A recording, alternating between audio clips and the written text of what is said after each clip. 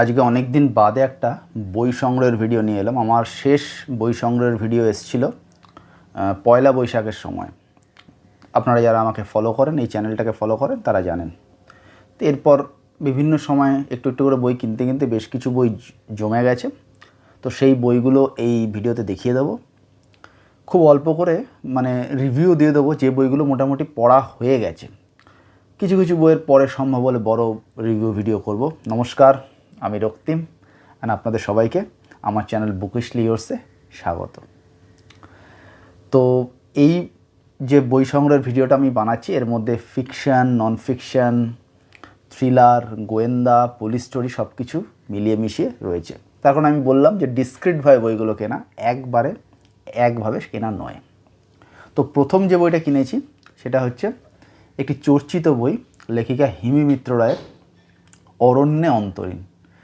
লেখিকার Facebook page থেকে জেনেছি যে যাদবপুর ইউনিভার্সিটিতে এই বইটি নিয়ে কিছু কাজ হয়েছে, রিসার্চ বই টাইপের, তার তুলনামূলক সাহিত্য বিভাগে। তো অরণ্যে অন্তরীণ এই বইটাকে আমি দেখিয়ে দিই। বইটা এরকম।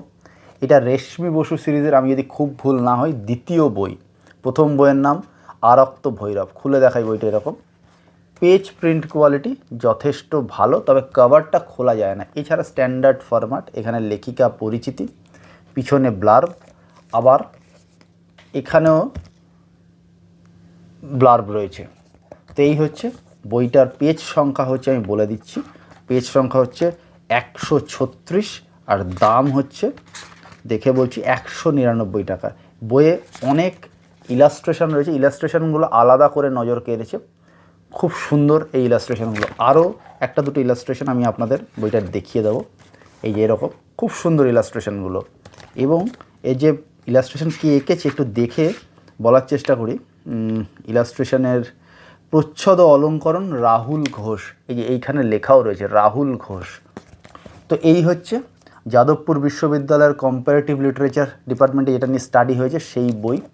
বইয়ের থিকনেস এরকম, এদিক থেকে দেখায় এরকম, এরকম এবং এরকম। তো মোটামুটি এটাই বইটার দেখানো। রেশমি বসু, হিমি মিত্র রায়ের তৈরি একটি খুব জনপ্রিয় এখনকার সময় চরিত্রের বিশ্লেষণে গেলে আমি এটুকু বুঝতে পেরেছি, এই চরিত্রটাকে খুব নিজের এবং কাছের মনে হবে।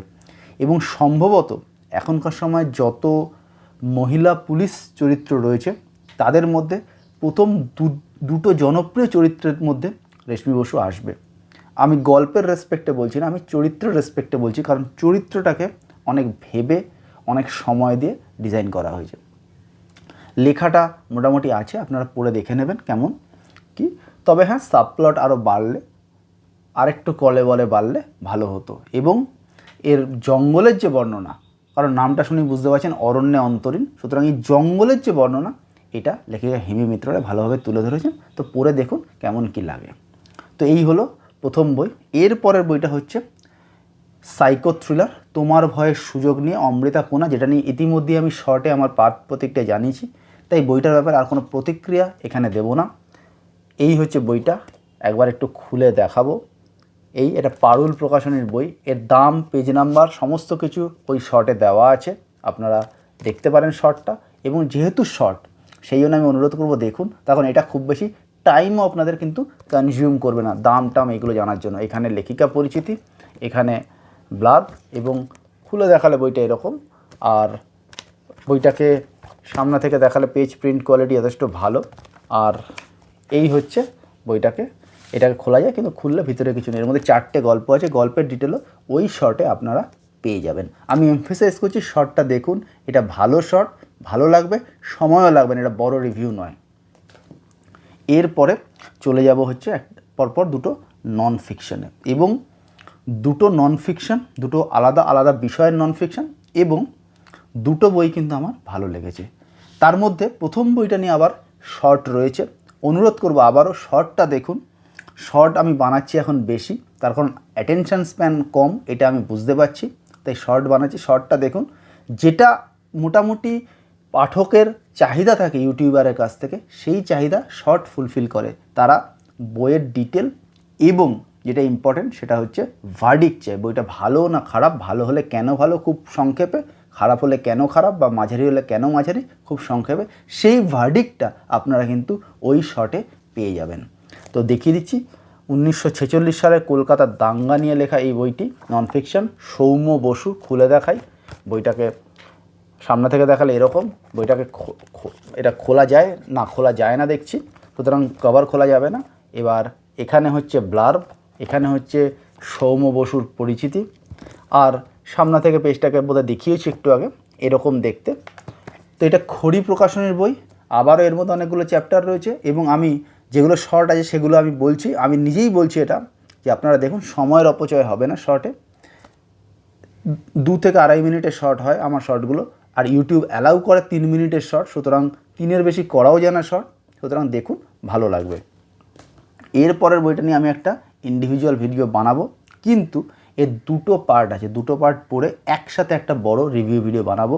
এই বইটা একটা বড় রিভিউ ডিমান্ড করে। যেহেতু একটা পার্ট পড়া হয়েছে, আরেকটা পড়ার এখন কোনো সম্ভাবনা নেই, কারণ বুঝতেই পারছেন অনেক রকমের বই পড়ার প্ল্যান থাকে। সেটা হচ্ছে কলকাতার ইতিহাস নিয়ে পত্রভারতীর বই, প্রমথনাথ মল্লিক প্রণীত।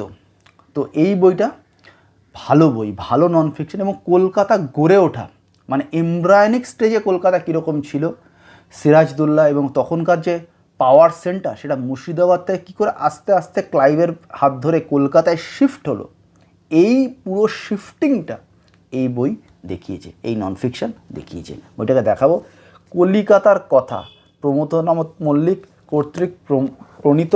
কভারটা অত্যন্ত সুন্দর, একটা ভিন্টেজ লুক অ্যান্ড ফিল রয়েছে। এই জায়গাটা দেখুন, একটি ফিটেন গাড়ি এই রকম, এবং এইখানে রয়েছে ব্লার্ব, আর এখানেও ব্লার্ব ওই টাইপের কিছু রয়েছে, এটা দেখতে হবে এটা কি রয়েছে। এবং এই বইটা টোটাল পেজ নাম্বার হচ্ছে 356। এটা পত্রভারতীর বই, আর দাম আমি আপনাদের বলে দিচ্ছি, দাম হচ্ছে 450 টাকা এমআরপি।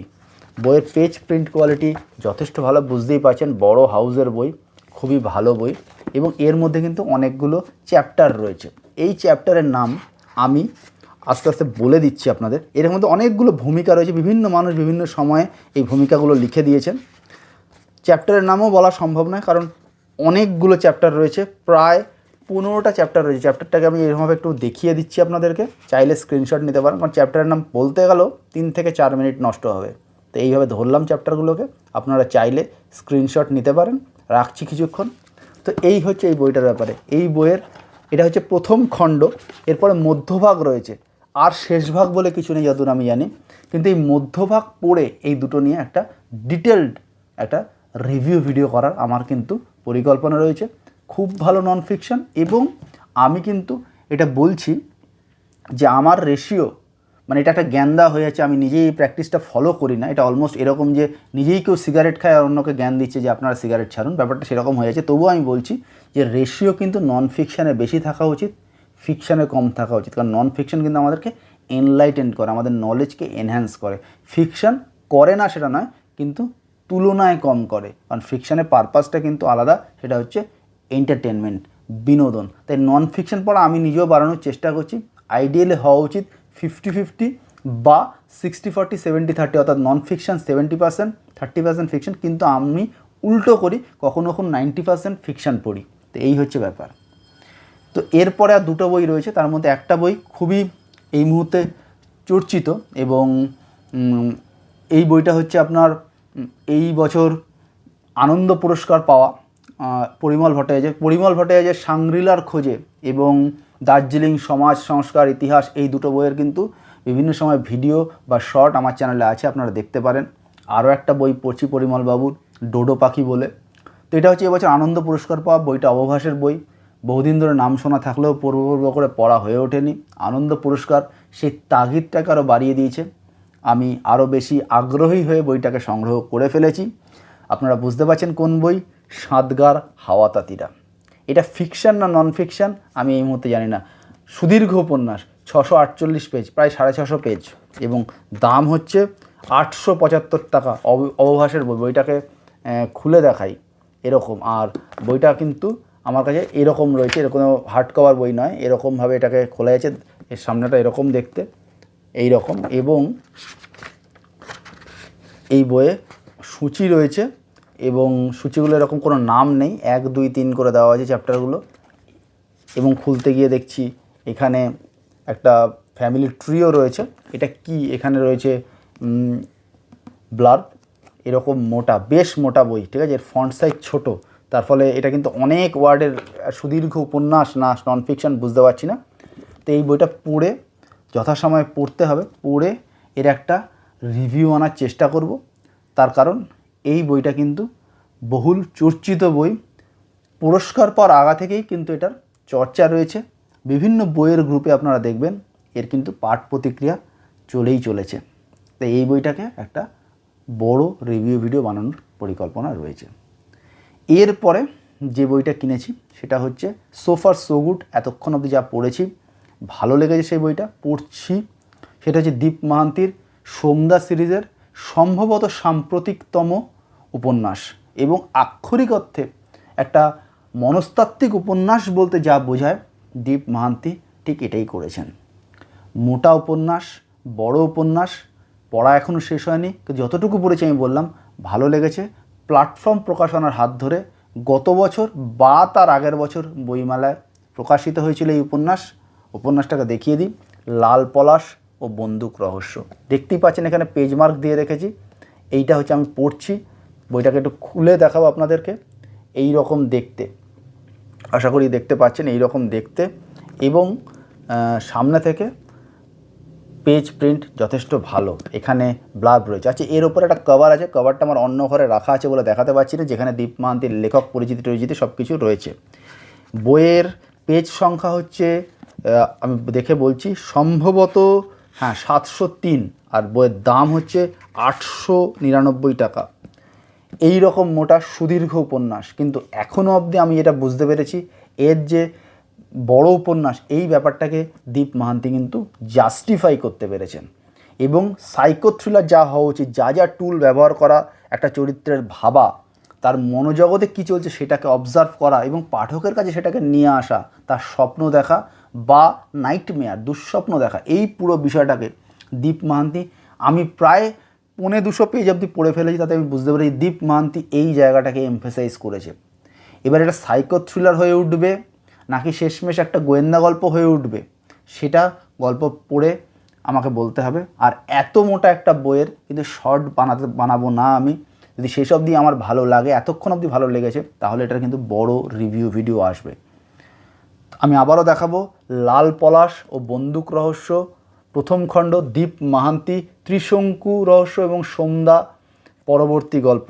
দীপ মাহান্তি এখনকার সময়ের আমার অন্যতম প্রিয় এবং নিউ কামারদের মধ্যে অন্যতম প্রিয় ঔপন্যাসিক হচ্ছেন শ্রী দীপ মাহান্তি, এবং তার সবচেয়ে বড় স্কিল হচ্ছে তিনি উপন্যাস লিখতে পারেন, তিনি নিজেকে এক্সপ্রেস করতে পারেন তার লেখার মাধ্যমে। এবং সোমদা এই চরিত্রটা, আমি হয়তো রিভিউতে আবার বলবো, এই চরিত্রটার অথেন্টিসিটি লেভেল কিন্তু খুব হাই। নামটা শুনে ওরকম ফেলুদা বা ওরকম টাইপের মনে হলেও সোমদা কিন্তু খুব অথেন্টিক এবং খুব অরিজিনাল একটা ক্যারেক্টার দীপ মাহান্তির হাতে। কারণ সোমদাকে কোনোভাবেই দীপ মাহান্তি শহুরে করার চেষ্টা করেনি। এখনও অবধি সোমদা কিন্তু ফেলুদার কায়দায় শহরাঞ্চলে বা বিভিন্ন জায়গায় যায়নি। সোমদা একদম নিজের রুটে পুরুলিয়া বাঁকুড়ার ওই অঞ্চলটার মধ্যেই তার কাজকর্ম এখনও অবধি সীমাবদ্ধ রেখেছেন, এবং তার ফলে সোমদার মধ্যে একটা রনেস রয়েছে, এবং এই রনেসটা কিন্তু পাঠক হিসাবে যদি আপনি ওটাকে খুঁজতে পারেন, যদি আপনি ওটাকে অবজার্ভ করতে পারেন, আপনাকে ভালো লাগতে বাধ্য। তাই ভালো লেগেছে। এবং সোমদার যে সাফল্য সেটা কিন্তু এই কারণে, এবং সোমদা যে নিজেকে ডিফারেন্সিয়েট করতে পেরেছে বাংলা বইয়ের জগতে, বাংলা সাহিত্যের জগতে, এটার কারণ এটাই। বাকি সমস্ত যে প্রাইভেট গোয়েন্দা তারা কিন্তু অনেক বেশি পলিশড, তারা অনেক বেশি কসমোপলিটান, বোঝা যাচ্ছে, তাদেরকে অনেক বেশি ফিট করা যায় কলকাতায় বা বম্বেতে বা দিল্লিতে, কিন্তু সোমদা কিন্তু স্মল টাউন বয়। এবার বুঝতেই পারছেন। তো সোমদার ব্যাপারে এইটুকুই বলার। আমার এই ভিডিও ভালো লাগলে অবশ্যই একটা থামস আপ দেবেন, চ্যানেল ভালো লাগলে সাবস্ক্রাইব করবেন। দেখা হবে পরের ভিডিওতে, ততক্ষণ ভালো থাকবেন, টাটা।